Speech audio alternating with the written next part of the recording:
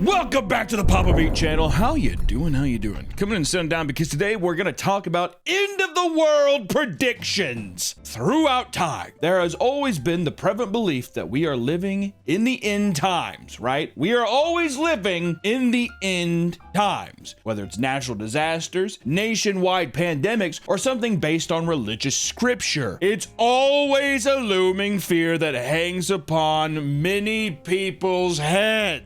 People have predicted when the world will meet its end, even as far back as the first millennium. These predictions often resulted in a mass hysteria, with believers going to great lengths to prepare themselves physically and emotionally for their final day. The most recent iteration of this endlessly recurring phenomenon can be found on TikTok, taking shape in a specific community known as Christian Talk.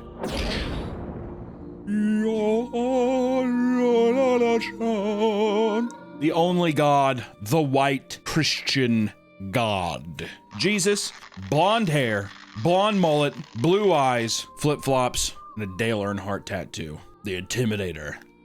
Recently, there has been a ton of Christians on TikTok freaking out about the rapture that was set to take place on September 23rd and 24th.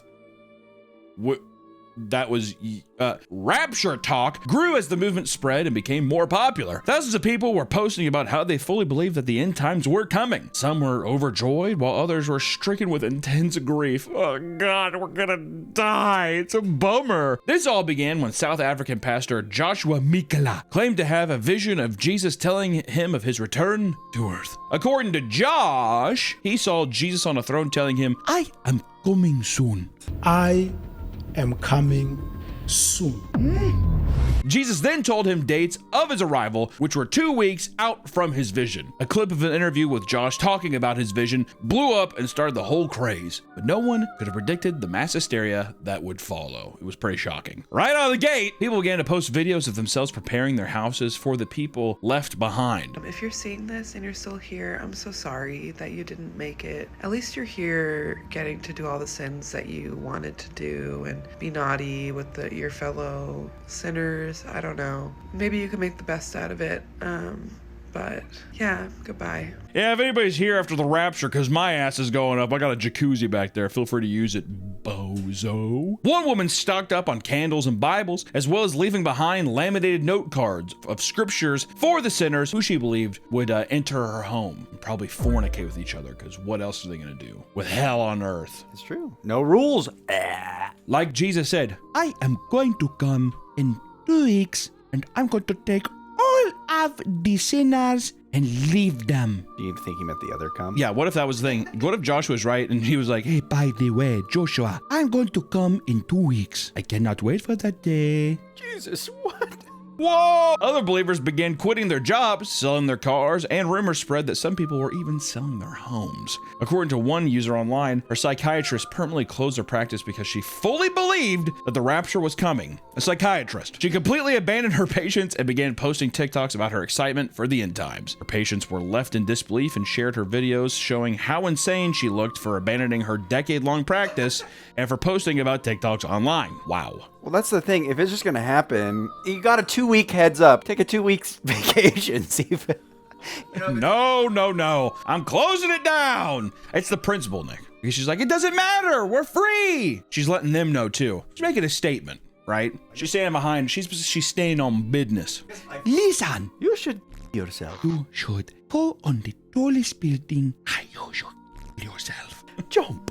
Jump off it, no fly. Big splat on ground. Hey, we just want to thank today's sponsor real quick, Starforge Systems. They hooked us up with this very mint, beautiful PC, and hell, I trust them. I mean, look at it. I wish I was from here. If you're looking for a new system, be sure to check out the link in the description if you want some nice, high quality, big gaming PCs, right? I'm able to play Crysis from 2007 with max settings on this bad boy. Yeah, I bet your computer can't do that, so thank you, Starforge, for sponsoring this video, and hey, back to the video. Since they were not expecting to be left on Earth, people began to give away all their money to random strangers. Smart. An Uber driver posted about how they were picking up a couple after church who were crying hysterically. And they get in my car and, they're weeping. And so I'm like, hey, is everything okay? They were like, yeah, the Lord is coming back. Jesus is coming back tomorrow. And I was like, wait, like tomorrow? They were like, yeah, I think it's like between the 23rd and the 24th. I was like, Okay. They said they believed the rapture was coming the next day and wanted to bless their driver with the remaining money since they wouldn't need it. Oh, dude, that is a blessing in disguise. God was just like, you got it, dude. There's your tip, you know what I mean? So before they got out of the car, they handed their driver a huge roll of cash containing various dollar bills and coins from around the world. So it's like a bundle full of cash. Now, keep in mind, in this bundle, there's even coins in it because it was like in this like cup thingy or whatever. So there's even like euros, and I see some Canadian money in here. So there's dollars, there's hundreds, there's 20s, there's fives. Like there's all the denominations inside of this. So I have yet to count it up. So I'm going to count it up and come back. Hold on. After counting it up, it totaled to over $1,900. They also said that they were getting together in their neighborhood to discuss giving away their homes and more of their money. He's like, could you give me your address? Tell me the time for that. I would love to know the exact time and place for that. Hold on, Jesus is giving me another message. You should open up your garage door and let this man live in the basement, free of charge. Okay, Jesus, all right, you're coming home with us. Who knows? Jesus works in mysterious ways. I was gonna say, this sounds, okay, here's the thing. I think Jesus was pulling a prank. I think he... Haha, Joshua, knock knock, he's met Jesus. I was kidding the whole time. Practical joke on Joshua. But here's the thing, I didn't joke about Joshua. There he's come all over my feet and my legs. Like I said, that would happen 2 weeks ago. Oh, Jesus, you're gone done pulled the prank on me. Not even Africa. It's like Jamaica.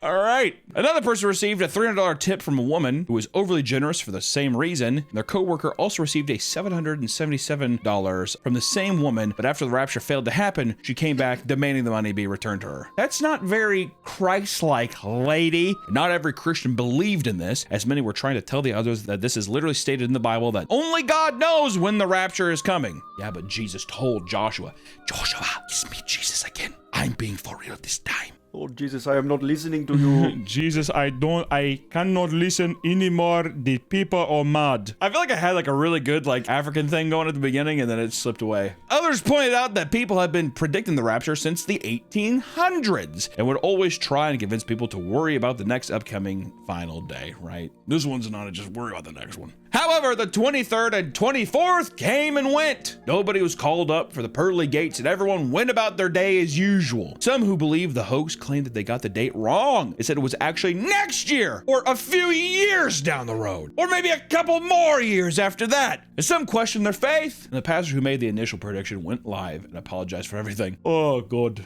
Why did I do that? It was not even Jesus who called to me. It was my mom. Can a brother make a mistake?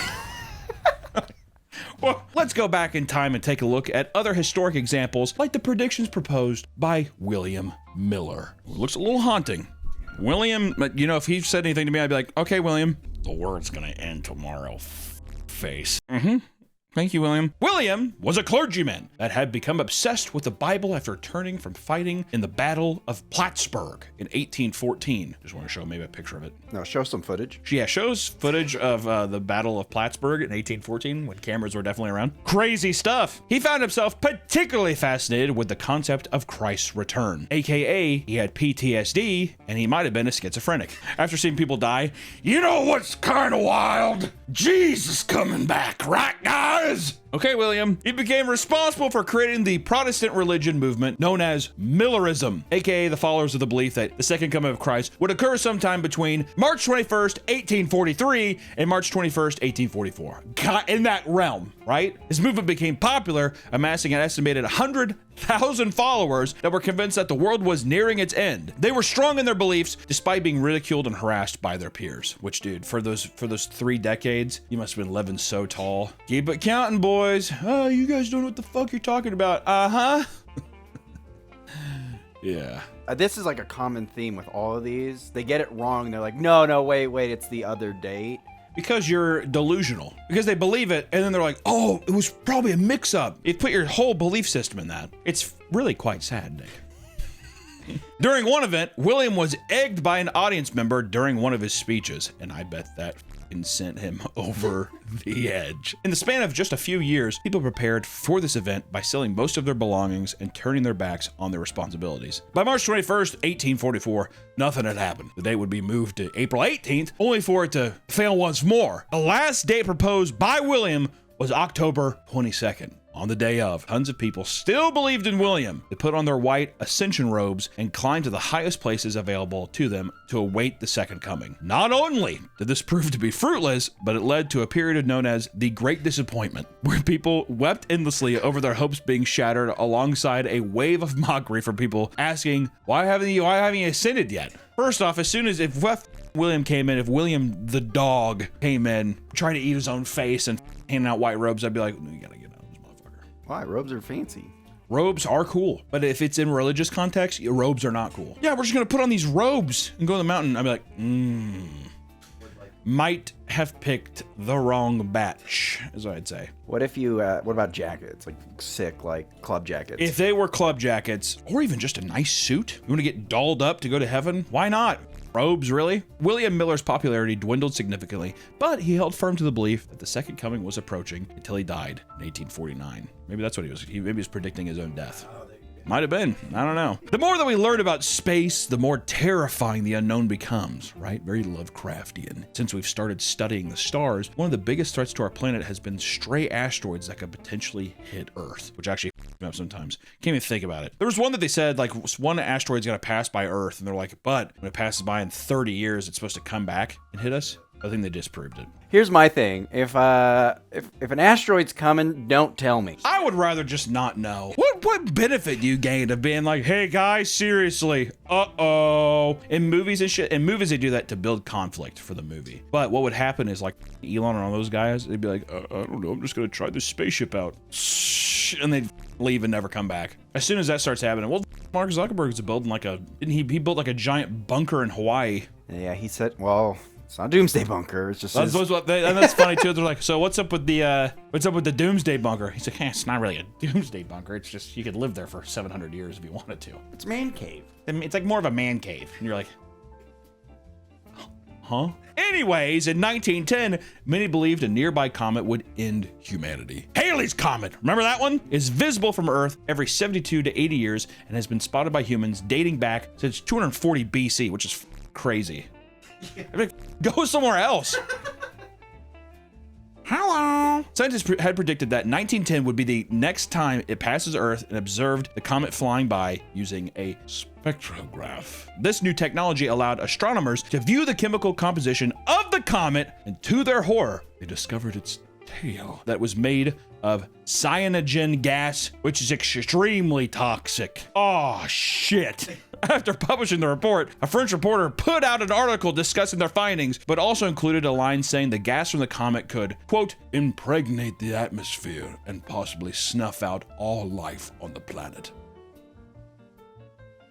Bit of creative liberty in the title there, buddy. People began to freak out over the headline, believing that their death was imminent. Before the comet could pass, companies began to sell comet pills, which claimed to fight off the effects of the toxic gas. Insurance companies offered policies of people's belongings in case they were destroyed. Farmers around the globe refused to plant crops, believing that there was no point since everyone would be dead. No more corn.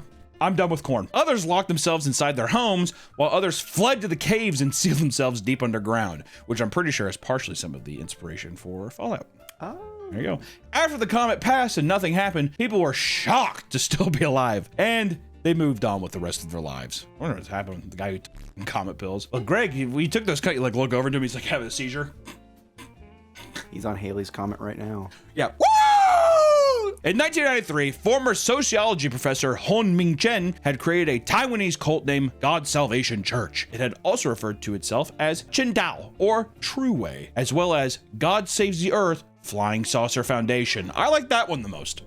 God Saves the Earth Flying Saucer Foundation. It was a belief system that was a mix of various religions and other Western cult-like beliefs, like the acceptance of alien intervention, right? You see a lot of that with Heaven's Gate. Kind of became a big thing in the 70s and kind of evolved over time. He claimed that the second coming of Christ would occur in 1999, with God revealing himself from a spaceship disguised as clouds that would take his followers up to heaven. That'd be sick. He claimed that he could talk to the gods and receive their wisdom through golden balls that he could see traveling across the sky. Of course, salvation was not free. It was reported that Chen charged $60,000 to join Chen Tao and another $30,000 to board their spaceship. He's like, you keep it under 100.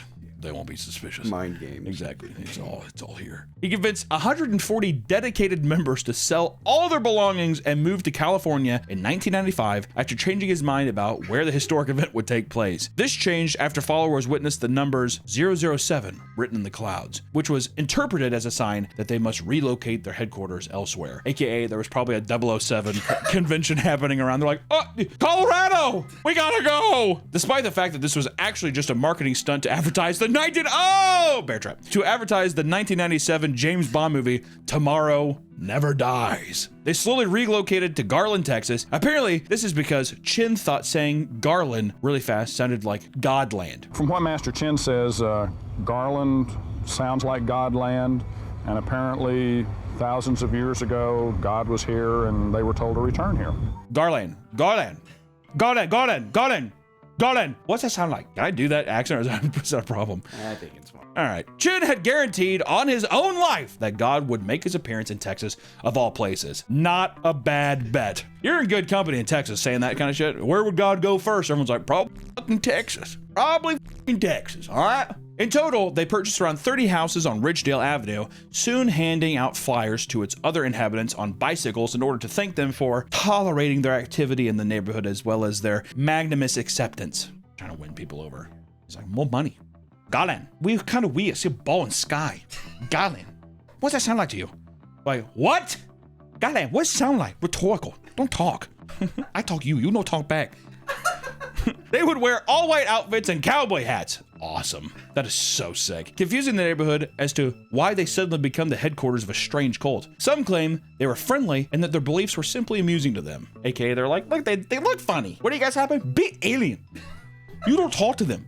We cowboy now. Right, oh, okay, you are funny as man. That is awesome. They claim that on the 25th, just days before, God would show himself on Channel 18 across every television set in the country, taking on Chin's exact appearance. It's 5 minutes after 12 right now, and Hunmin Chin's not on there yet. And according to his own philosophy and preachings that we've heard, he's a phony. He knew he had an interview coming.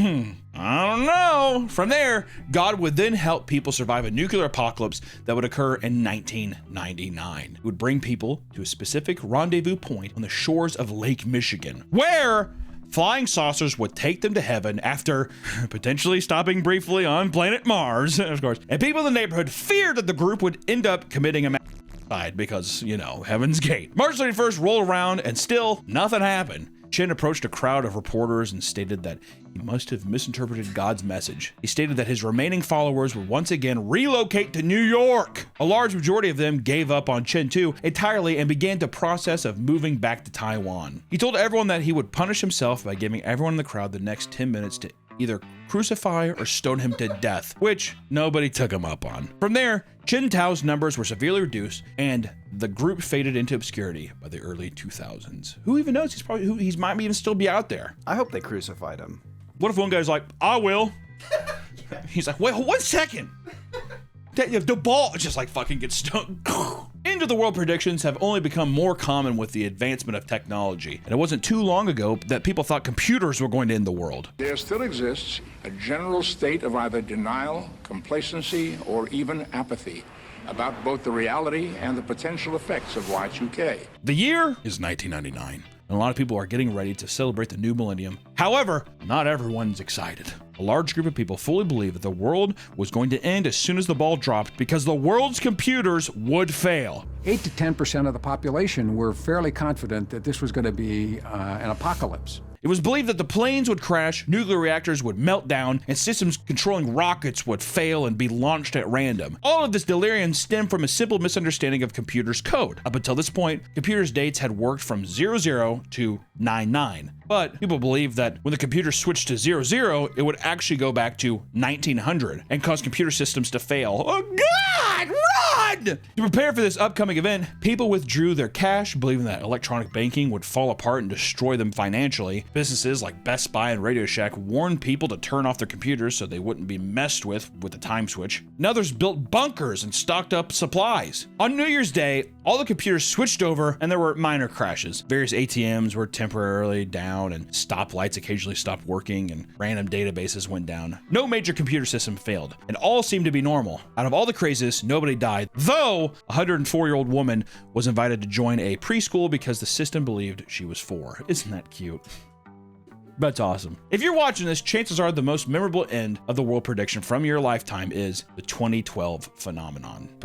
For people that don't remember this, or if you're too young or whatever, let me just tell you, when I was a kid, the 2012 thing, people were actually afraid of 2012. They were really afraid. My grandma, who has now passed, was like, we were watching the History Channel. She used to chain smoke cigarettes. We'd be watching like the History Channel. Of course, the History Channel had nothing to do with history. It was like aliens and shit. She's chain smoking cigarettes, and then we were watching this 2012 thing, and she was getting me like horrified. And I was like watching it. I'm like, oh my God, is this real? I'm like, this is like how many? This is like 10 years from now, whatever. And she was like, when that year comes around, we should all stay together, and we should just get together and make sure that we're with family. And I was like, a haunting thing to say. It's like so cryptic, but everything's there. Like, you were gonna die and we should be together. It fucked me up, dude. Was it the Nostradamus? No, it was like, it's been so long, I can't remember. But all I know is just like the Mayan calendar's ending. Which also, even as a kid though, she's like, what the do they know? And she was like, well, the Mayans. I'm like, who cares about the Mayans? The fuck? Maybe they ran out of stone. You know what I mean? I mean, how far were they just like, I mean, it'll pretty much be done by then. The idea that the world would face a cataclysmic event in 2012 didn't emerge out of nowhere. In fact, people claim that it was predicted thousands of years ago during the ancient Mayan civilization. A device called the long count calendar was used to measure time at a very long cycle that counted years in large chunks. In short, a new grand cycle was said to occur after every 13 Baktuns. Each Baktun consisted of 394.26 years. And it was just so happens that the 13th one lands on December 21st, 2012. Instead of treating it similarly to the exciting beginning of a new millennium, people convinced themselves that a terrifying world-ending event would occur at the time. So much so that they even made a movie about it with John Cusack. Really dumb. Not a good movie. He's in a limo and he like, whatever. Theories are ranged from disastrous fires, flooding, aliens invasions, and planetary collisions, and mass extinction. Some kids growing up around believers of this impending disaster admitted to developing serious fear and anxiety problems in their older years to their parents' endless paranoia. It was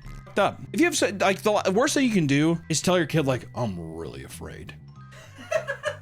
Because, like, as a kid, you're like, what? And they're like, you're fine. I'm afraid. Custom high-end doomsday bunkers saw a 700% rise during this time, as ultra-wealthy people wanted to play it safe and ensure the safety of their friends and family. Some preppers, like Tim Ralston in Arizona, would often perform doomsday dress rehearsals with the two children to make sure they were ready for the worst come December 21st. Another couple, Kathy and Bruce from New England, decided to stockpile bees instead of weapons. According to them, honey would become a valuable bartering tool in the coming apocalypse. I love that, dude. So that's a badass. Over in China, Liu Xingzhe decided to go a much different route, spending his entire life savings of $160,000 to build a 70-foot by 50-foot ark-like vessel to protect himself. He feared flooding the most and believed taking his homes to the seas would be the best option. Liu offered to let other people take refuge in alongside him. My boy Liu is selfless. He's a good man. In the end, the day came and went without anything significant occurring. Here we are. I like to think that every time these doomsday predictions, that they actually happen in an alternate universe, or the universe that keeps going on. You like to think that? Yeah. On TikTok, a woman opened up about how she and her husband had been talking with the Sumerian demon since July of 2013. Me and my husband have essentially been talking to something on a Ouija board that goes by the name of Seven, who has been telling us that the world is going to end May 27th, 2025. On TikTok rules, dude. She claims that one day the couple got bored and began to use a Ouija board, and out of nowhere, it began to talk to them in reverse binary. In the moment, we have no idea what this means. We Googled it later. This is, again, July 2013. And it turns out it's binary, but it's backwards binary. So in this way, it meant nothing, but when we reversed the numbers, it meant hello. Since that day, they began regularly communicating with the demon. Goddamn, they became friends with him. Yeah, I know. Yo, Rockschmaw, you there? Yo, Rockschmaw's funny as dude. The demon had told them that they are the third group he has contacted, and the first two died during the first atomic bomb dropped in World War II, and the others was when JFK was assassinated. So the demon contacted JFK. Eventually, it revealed that the world would end on May 27th, 2025, and repeatedly told them to climb the mountain or return to the mountain. In Sumerian. She said that they revealed the secret to close friends and strangers once they were drunk. we have shared this with people, they either kind of wave it off, they're like, oh, that's cool, or they pretend, they say they're interested, but then they never really follow up. Another person claims to have a recurring dream every 7 to 8 years where people all around the world gather to watch as the moon turns completely black. Like the eclipse? Mm-hmm. Yeah. Not long after, large groups of alien ships fly out from behind it and start terrorizing Earth. People flee and pray as they try to survive. Eventually, the night sky is empty and blown apart. The person who fully believes this is coming soon and that there have been warning signs all along. Yo, Roxas, stop that shit, bro. I'm gonna pee. A lot of people claim to have aliens in their dreams. Like one person who claimed to see a biblically accurate alien enslave the earth. Okay, first off, a biblically accurate alien. Got it. In their dream, a giant orange orb hovers over the earth, which is pulsating with plasma energy. It doesn't have eyes or any facial features, but everyone on earth felt like they were being watched. He described the being as God and explained that he knew without a doubt that the end of the world was imminent. The dream ended with the alien keeping people captive inside of a structure-like shopping mall and also abducting people and putting them into a giant orange orb. Sounds like he just wants to go to Orange Julius at the mall. Doesn't it? And I was super thirsty when I woke up. Rockshaw, stay away from me, man. Nobody truly knows when the world's gonna end, and that's probably a good thing. There are scientists out there who have listed numerous ways in which the Earth could end, right? Whether it's soon or within the next 1,000 years, but so far, every single prediction has been dead wrong. The next time you hear about some crazy world-ending event, take a step back and really think about what's being said. It's probably coming from someone who's chronically online or a scam artist looking to drain you of your bank account. Or, you know, pollution and all that kind of stuff will kill us too. There's a lot of fun ways the Earth's gonna end. It's gonna be sick. But hey, at least we have YouTube, am I right? Roll them credits! We'll just end it that way.